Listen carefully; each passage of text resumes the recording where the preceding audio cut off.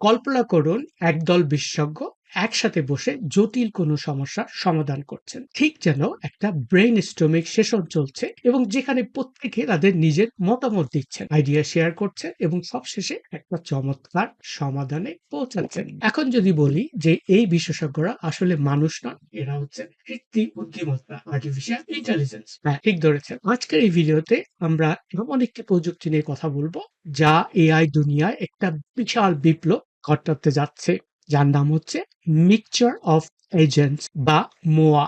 Chat GPT, Gemini, copilot এই নামগুলো নিশ্চয়ই শুনেছেন। এই এআই টুলগুলো আমাদের দৈনন্দিন জীবনে কতটা প্রভাব ফেলছে তা আর বলার শেষ রাখে না।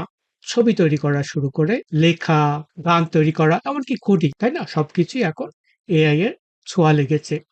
এখন এই যে মিক্সচার অফ এজেন্টস, এটা যে এআই বিপ্লবে আরো এক ধাপ এগিয়ে নিয়ে যাচ্ছে কিভাবে, তাহলে চলুন আজকের এই ভিডিওতে আমরা এগুলো নিয়ে আলোচনা করব এবং দেখব যে কিভাবে এটা আমাদের উপরে প্রভাব ফেলতে যাচ্ছে সব ক্ষেত্রে। ফ্রিল্যান্সিং বলেন, রিমোট জব বলেন, আপনার ব্যক্তিগত যে সমস্ত চাকুরি আপনি করছেন, ডে টু ডে জব, এগুলো সবকিছু আমরা এই ভিডিওতে আলোচনা করব এবং শুরু থেকে আপনাদের একটা জার্নি দিব। সেটা হচ্ছে, আমি প্রথমে বলবো কম্পিউটার সায়েন্স থেকে কিভাবে আর্টিফিশিয়াল ইন্টেলিজেন্স আসলো, তার থেকে কিভাবে মেশিন লার্নিং আসলো, তারপর জেনারেটিভ এআই কিভাবে আসলো, জেনারেটিভ এআই এর যে মডেলগুলো রয়েছে এগুলো নিয়ে আমরা কথা বলবো এবং সেখান থেকে কিভাবে আমরা মিক্সচার অফ এজেন্টে আসলাম, এইটা নিয়ে আজকের এই ভিডিও। ওয়েলকাম।